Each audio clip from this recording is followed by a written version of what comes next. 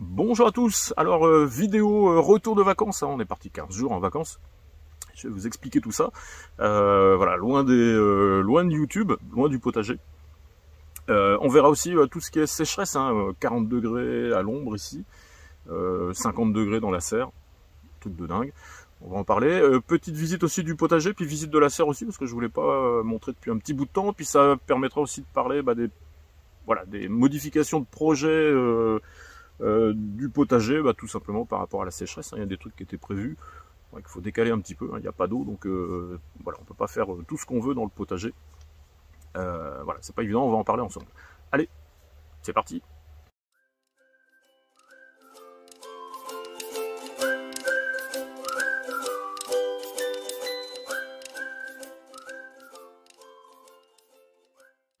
Alors je vous le disais dans les commentaires, 15 jours de vacances, j'ai un retard de dingue dans les commentaires. Alors je vais répondre à tout le monde, hein, ça va prendre du temps, je vais avoir 2-3 vidéos, voilà, avec presque pas de réponse dans les commentaires. Je ferai l'effort de répondre à tout le monde, hein, comme d'habitude. Voilà, moi j'aime bien répondre aux questions, puis répondre aussi simplement aux petits coucous des copains youtubeurs.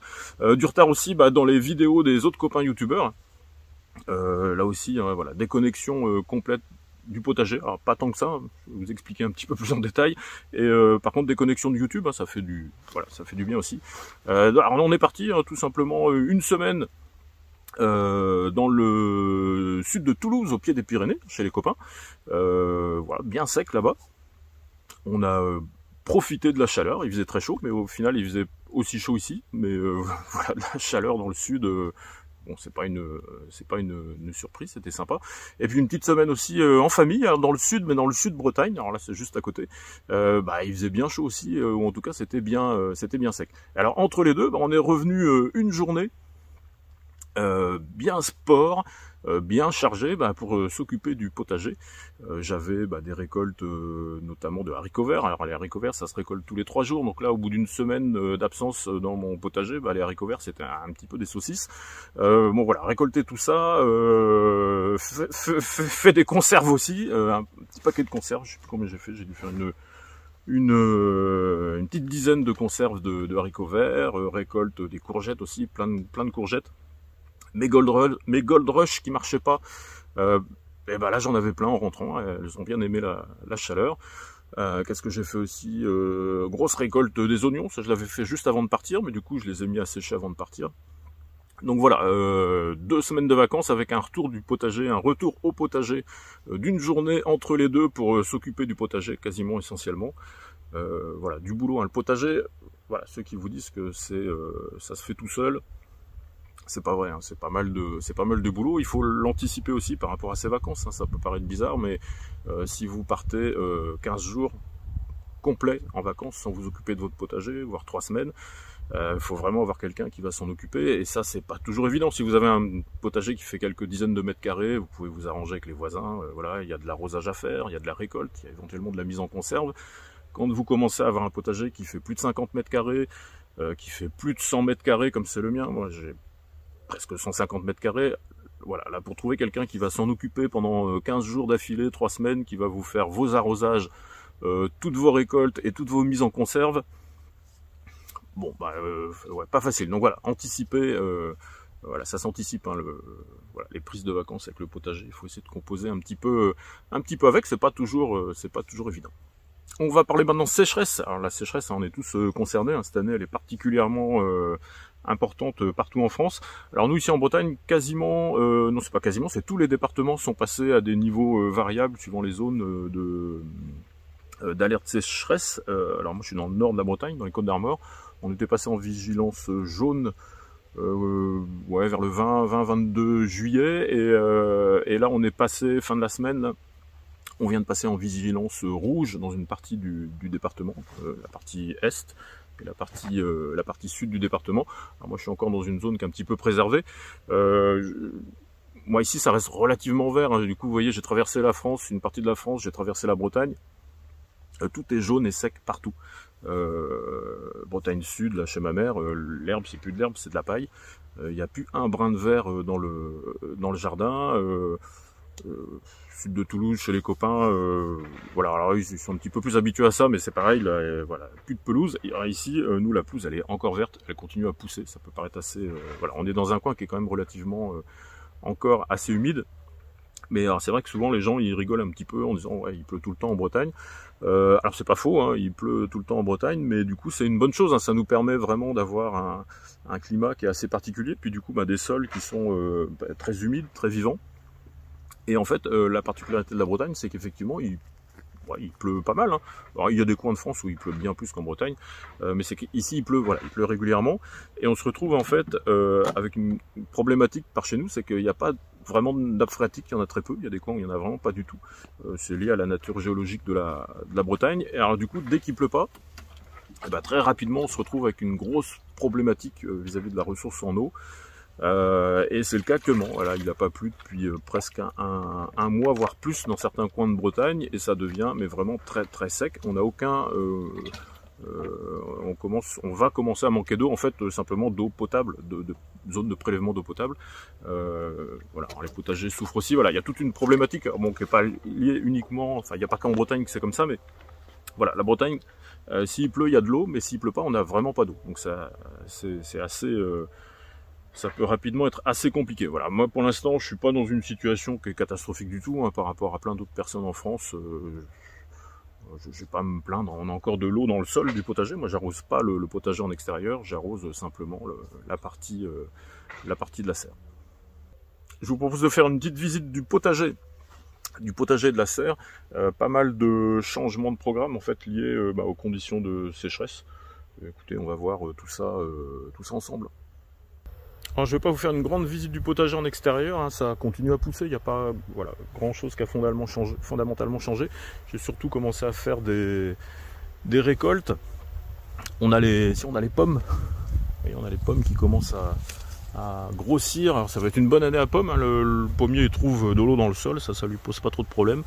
Et on avait une bonne saison au niveau de en début de saison pour avoir des formations de pommes, donc ça va être normalement une grosse saison à pommes.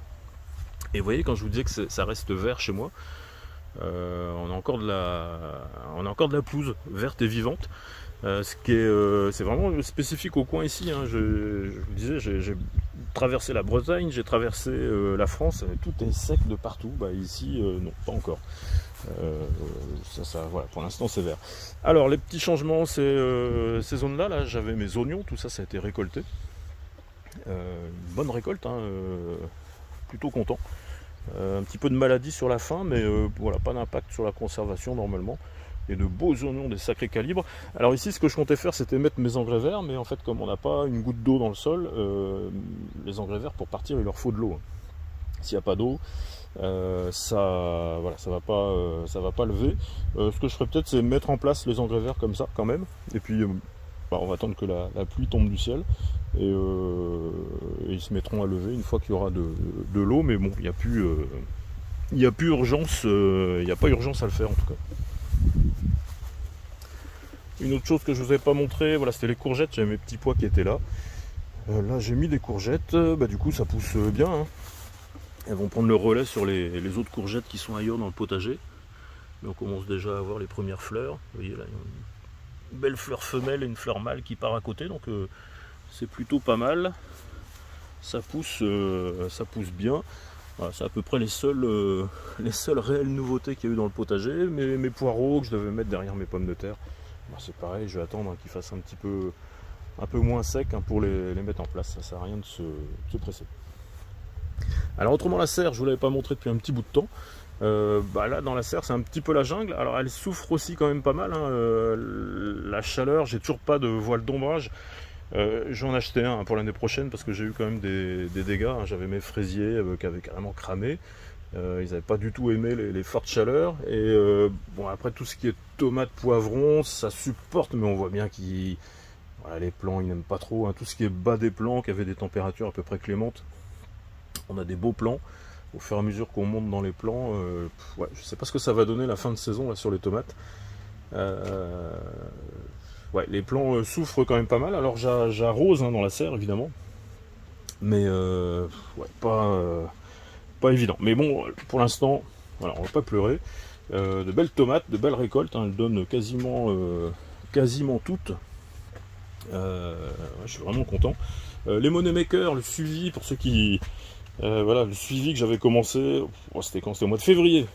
Sur mes deux variétés, donc sur mes deux séries de plants money maker qui avaient été semés à un mois d'écart, et ben au final, voilà, tout est sorti en même temps.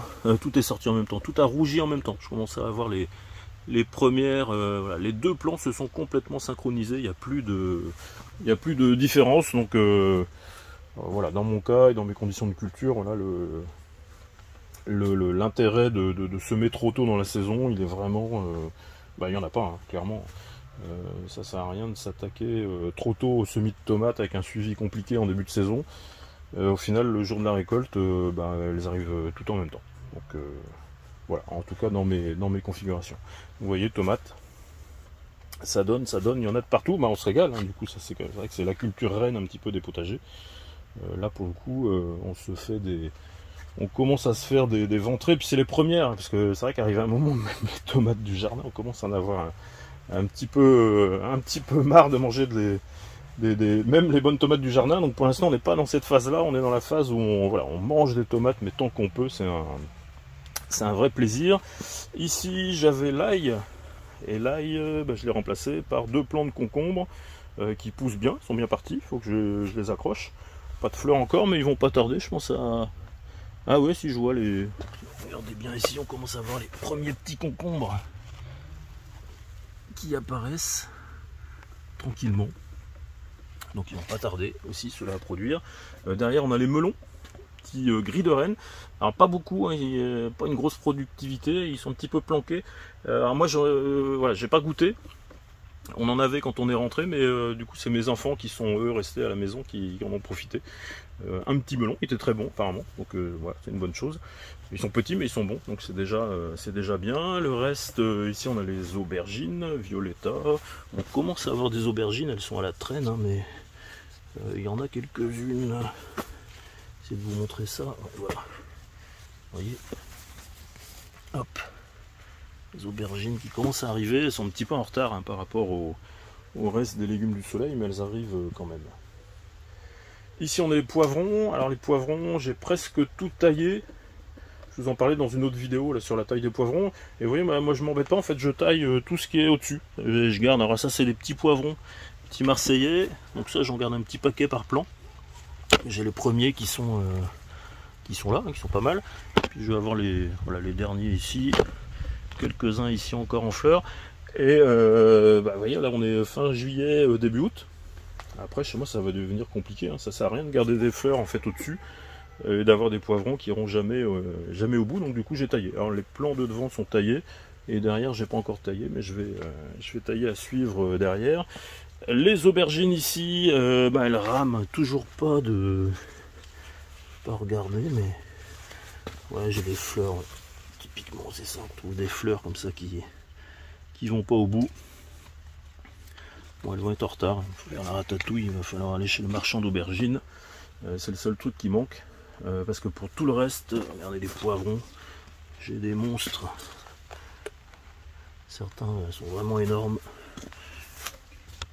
Ouais, ils n'ont pas commencé à changer de couleur, mais ça fait vraiment des poivrons gigantesques. Il y en a qui se sont fait bien grignoter ici. Tous les poivrons du plan ici, ils sont tous fait un peu manger, mais c'est pas grave. Voilà, donc ça il y en a beaucoup, taillé aussi, donc je vais avoir... alors là sur ces poivrons là, j'ai les 4, 5, 6, ouais, l'idée c'est d'en garder entre 6 et 10. Bon, cette année elle est particulièrement chaude, donc on peut pousser. Puis j'ai voilà, les derniers, vous voyez, les derniers sont petits encore, mais tout n'ira pas au bout. Vous voyez des trucs, certains trucs ça tombe. Voilà, ça c'est cuit, ça poussera jamais, ça aussi. Voilà, vous en avez d'autres qui sont partis ici, qui sont plus petits, mais ça va pousser aussi. Et derrière il me reste un concombre, un plant de concombre, l'autre il avait claqué, qui me fait toujours des fleurs et des concombres. Donc ça c'est plutôt pas mal. Et pour en terminer avec la serre, on a ici hop, le plant de tomates cerises. Je m'écarte parce qu'il est tellement énorme, il y en a deux, avec des ficelles de partout. Alors là il n'y a rien de taillé, et il y a des tomates de partout. Donc ça c'est top, ça produit. petite tomate apéro, là, bien sucrée. Alors un petit peu moins bonne que les tomates croquini que j'avais mises l'année dernière, mais elles sont quand même pas mal. Plutôt content. Voilà, bien productif. Et puis ça commence à donner de partout. Bon bah écoutez, voilà, fin de cette vidéo de retour de vacances, un petit tour du potager. Vous voyez, ça pousse quand même, hein, rien de... Voilà, il fait sec, hein, sécheresse. Les petites contraintes de changement de programme dans les mises en culture par rapport à la sécheresse, mais rien de bien grave. Hein, je sais que par rapport à plein d'autres potagers, voilà, j'ai clairement pas à me plaindre. Voilà, ça pousse et c'est pas trop compliqué. Et on peut encore faire du potager. Hein. Il y en a certains qui ont laissé tomber tellement c'était compliqué cette année. Voilà, bah écoutez, je vous remercie d'avoir suivi la vidéo. Et puis bah, je vous dis à la prochaine. Bye bye.